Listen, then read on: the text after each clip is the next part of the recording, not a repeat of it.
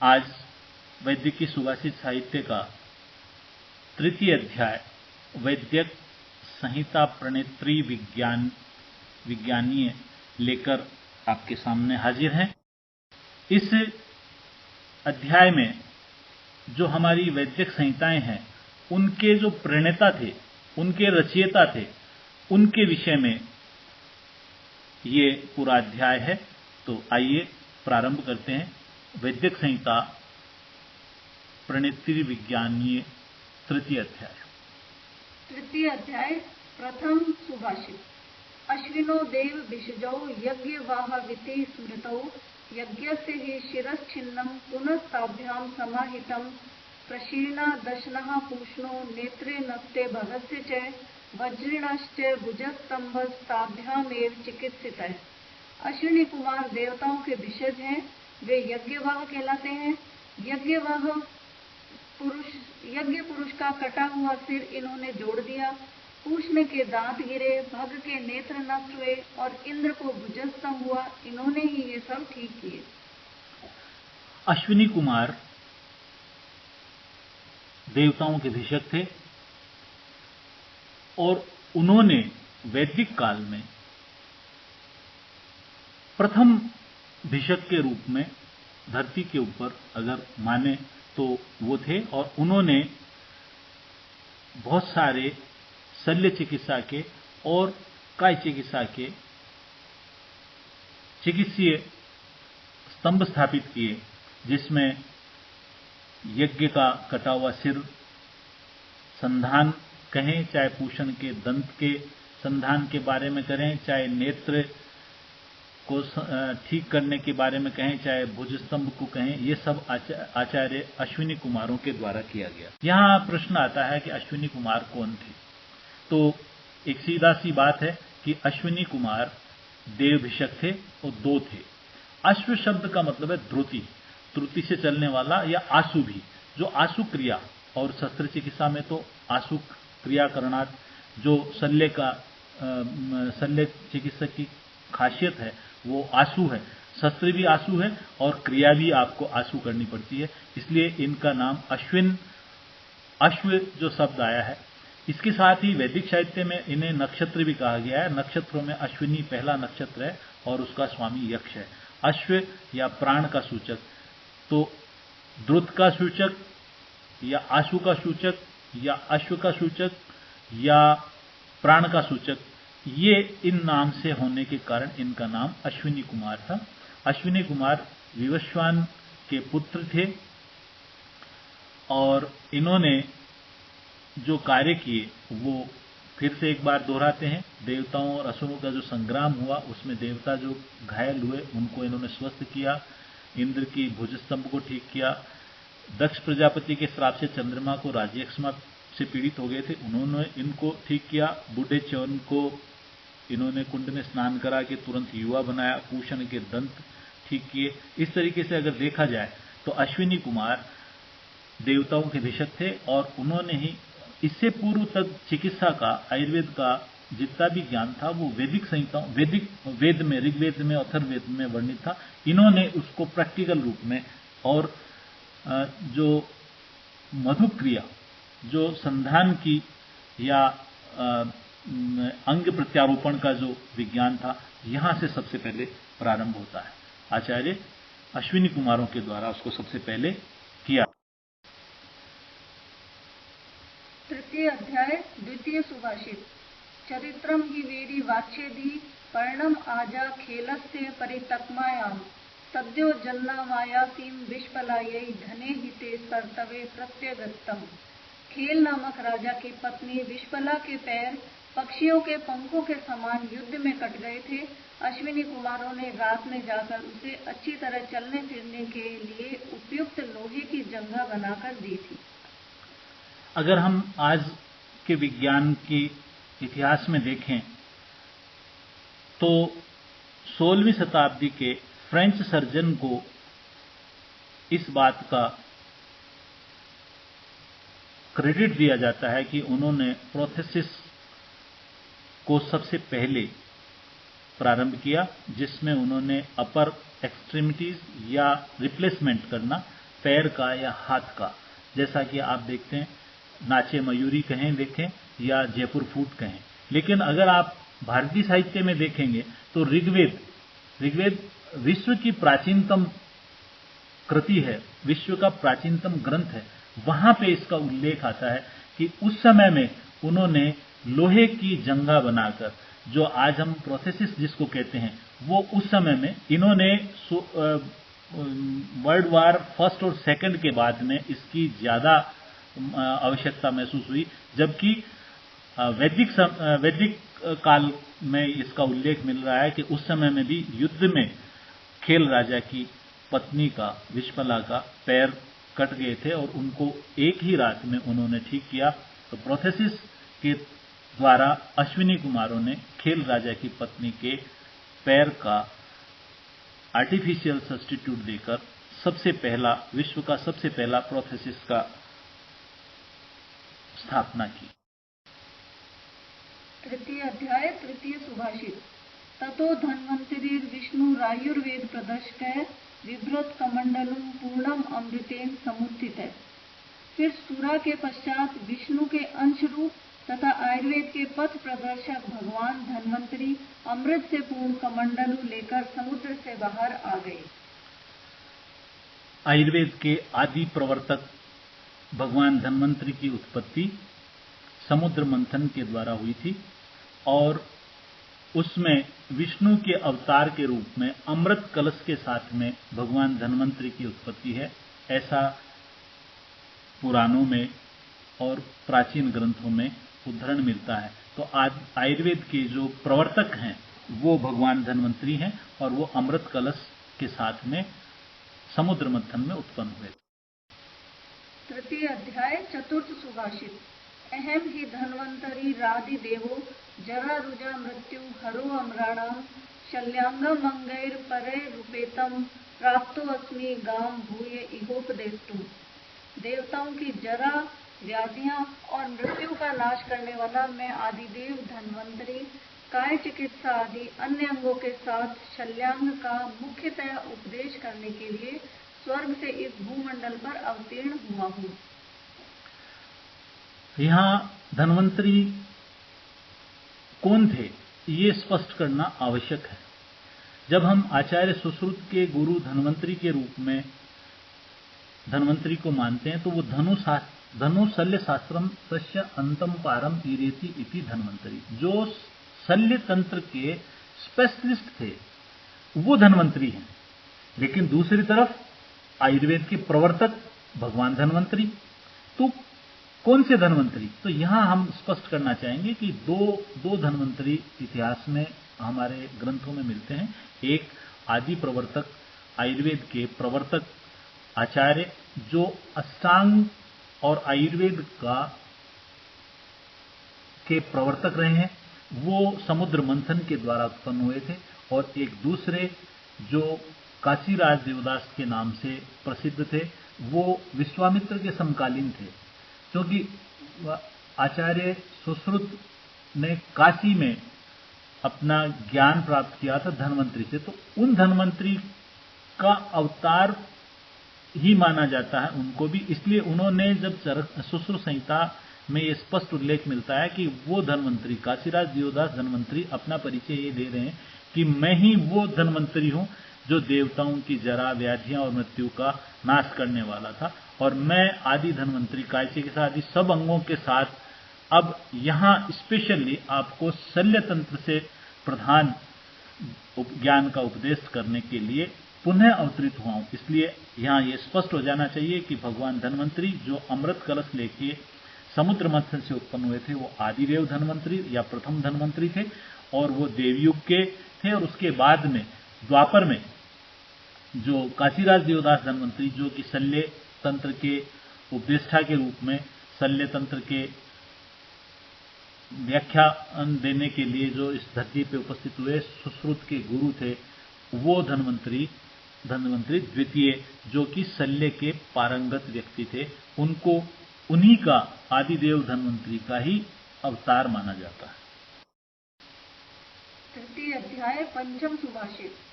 धन्वन्तरिर्धन्वभृतां वरिष्ठम अमृतोद्भवम चरणाभूत संगृह्य सुश्रुतः परिपृच्छति। धार्मिकों में श्रेष्ठ अमृत महासागर से उत्पन्न हुए भगवान धन्वंतरी से दोनों चरणों को स्पर्श करके महर्षि सुश्रुत ने पूछा। यहां सुश्रुत के समय की अध्ययन व्यवस्थाएं क्या थी और कैसी थी, इसके ऊपर इस सुभाषित के माध्यम से प्रकाश डाला जा रहा है कि अपने गुरु के समीप बैठकर इंटरैक्शन करके, क्वेश्चन आंसर करके, आजकल जो पढ़ने का तरीका है वो कुछ भिन्न है।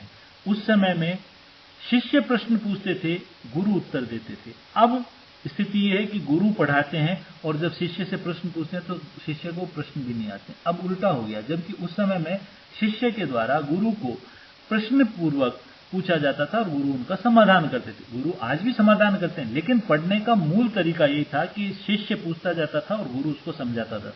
तो जैसे जैसे जब आप पूछेंगे, जब स्टूडेंट कोई चीज की क्वेरी करेगा, वो इंटरेक्ट करेगा तो उसको समझ में ज्यादा आएगा, बजाय इसके कि गुरु के द्वारा सीधा लेक्चर आपको पढ़ा दिया गया, आपकी कोई क्वेरी नहीं है तो आपके वो समझ में नहीं आएगा। तो यहां ये सुश्रुत के समय का क्लासरूम का तरीका था कि आप एक अच्छे भाव के साथ गुरु को प्रश्न पूछेंगे और गुरु आपकी समस्या का समाधान करेंगे, गुरु आपके प्रश्न का उत्तर देंगे। इस तरीके से प्रश्नोत्तर के माध्यम से, ऐसा ही अग्निवेश और पुनर्वसु के साथ था। तो अग्निवेश तंत्र का निर्माण भी पुनर्वसु और अग्निवेश के बीच का जो क्वेश्चन आंसर हुआ उसी के आधार पर चरक संहिता बनी, और सुश्रुत और धन्वंतरी देवदास के बीच का जो प्रश्न उत्तर हुआ उसी के आधार पर सुश्रुत संहिता बनी। तो हमारे जो दो विशाल ग्रंथ हैं, जो दो महत्वपूर्ण ग्रंथ हैं, वो क्वेश्चन आंसर के आधार पे, इंटरेक्शन के आधार पे तैयार हुए। तो मेरा आपसे निवेदन है कि आप भी पढ़ने का ये जो तरीका है, ये तरीका हमारा इंटरेक्शन का होना चाहिए। हमें क्वेश्चन आंसर करना चाहिए, हमें बराबर में सहभागिता निभाते हुए इसको आयुर्वेद को अपनाना चाहिए, पढ़ना। तृतीय अध्याय षष्ठम सुभाषित। पातंजल महाभाष्ये चरक प्रति संस्कृतै मनोवाक्काय दोषाणाम हत्रे अहिपतये नमः। पातंजल योग सूत्र, व्याकरण महाभाष्य और अग्निवेश संहिता का चरक प्रति संस्करण करके जिसने मन, वाणी और शरीर इनके दोषों का हरण किया, उस भगवान शेष को मेरा नमस्कार। यहां पर आचार्य चक्रपाणी चरक का कुछ परिचय देना चाह रहे हैं। चरक शेष भगवान के अवतार के रूप में इस धरती पे आए थे और उन्होंने मन के दोषों के हरने के लिए पतंजल योग सूत्र लिखा, वाक के दोषों की शुद्धि के लिए व्याकरण महाभाष्य लिखा और शरीर के दोषों को हरने के लिए उन्होंने चरक प्रतिसंस्करण मतलब अग्निवेश तंत्र का प्रतिसंस्कार करके चरक संहिता का निर्माण किया। ऐसे भगवान शेष को, ऐसे आचार्य चरक को चक्रपाणी प्रणाम करता है, नमस्कार करता है। तृतीय अध्याय सप्तम सुभाषित। यतश्चर इवा यातो न ज्ञातः केन चिद्यतः तस्मात् चरक नामना असो विख्यातः क्षिति मंडले। क्योंकि गुप्तचर के रूप में शेष भगवान आए और किसी से पहचाने नहीं गए, इसलिए वे चरक नाम से भूमंडल पर विख्यात हुए। आचार्य भाव मिश्र ने चरक की व्युत्पत्ति कहें, निरुक्ति कहें, और उन्होंने कहा कि जो चरक में चर शब्द आता है, चर यानी गुप्तचर के रूप में, या जो पहचाना ना जा सके, तो ऐसा कहा जाता है कि आचार्य चरक शेष के भगवान शेष के अवतार थे।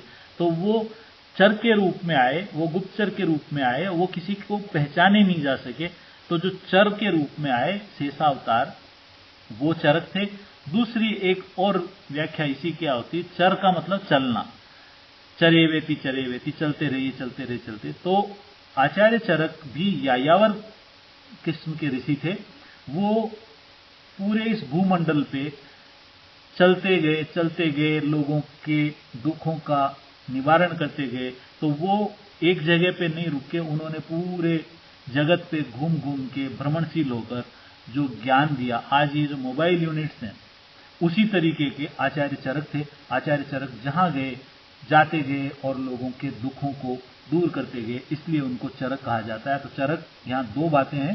चर यानी जो गुप्तचर के रूप में आए, या जो जिनका परिचय नहीं हो पाया शेष के अवतार पे लोगों को उस समय में, या तो उस रूप में, या जिन्होंने चरेवती चलते चलो लोगों के दुख को दूर करते चलो, ऐसा जो धर्म अपनाया, ऐसे आचार्य चरक इस भूमंडल पर विख्यात हुए। ऐसे भगवान चरक को हमारा प्रणाम है।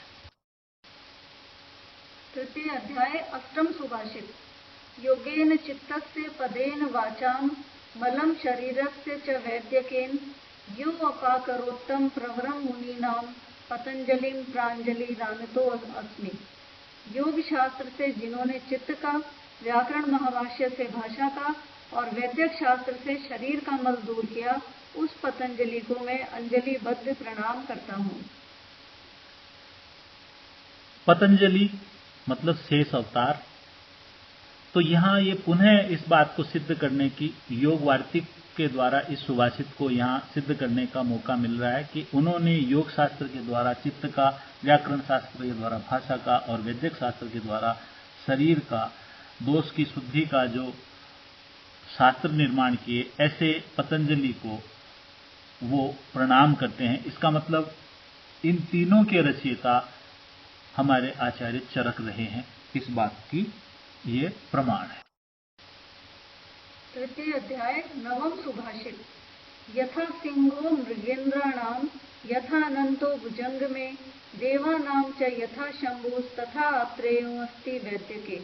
मृगेंद्रों में जैसे सिंह, सर्पों में जैसे अनंतनाग शेष, देवताओं में जैसे महादेव श्रेष्ठ हैं, वैसे ही वैद्यों में आत्रेय हैं। आचार्य हारित ने इस सुभाषित के माध्यम से ये सिद्ध करने का प्रयास किया है कि आत्रेय जो थे वो उस समय के जो जितने भी चिकित्सक थे, आयुर्वेद चिकित्सक थे, वैदिक चिकित्सा के विद्वान थे, उनमें सर्वश्रेष्ठ थे। इसके उदाहरण में उपमान के रूप में ये दे रहे हैं कि यथा सिंहो मृगेन्द्राणाम, जैसे जितने भी मृगेंद्र हैं उनमें सिंह सबसे ऊपर होता है, ऐसे ही भुजंगों के अंदर जिस तरीके से शेषनाग, ऐसे ही देवताओं में जैसे महादेव, वैसे ही जो वैदिक शास्त्र के जानने वाले हैं उनमें आत्रेय सर्वश्रेष्ठ चिकित्सक, सर्वश्रेष्ठ विद्वान, सर्वश्रेष्ठ ऋषि रहे। इसलिए भी रहे कि आत्रेय ने ही अपने 6 शिष्यों को ज्ञान दिया, जिसमें अग्निवेश तंत्र जो कि आगे जाके चरक संहिता के रूप में आई। तो आज चरक संहिता एक तरफ है और सारे ग्रंथ एक तरफ हैं। इसलिए इस चरक संहिता का मूल उपदेष्टा आचार्य आत्रेय रहे हैं। इसलिए आत्रेय सर्वश्रेष्ठ ऋषक, सर्वश्रेष्ठ आयुर्वेद के ऋषि, सर्वश्रेष्ठ आयुर्वेद के ज्ञाता के रूप में प्रतिष्ठापित रहे हैं।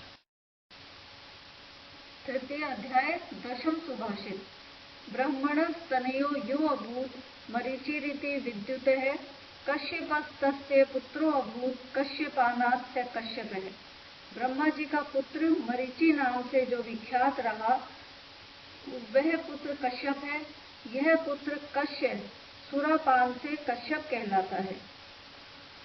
बाल रोग के आचार्य, बाल रोग की संहिता का निर्माण, काश्यप संहिता का निर्माण करने वाले आचार्य काश्यप के परिचय के विषय में ये सुभाषित मार्कंडेय पुराण में आता है।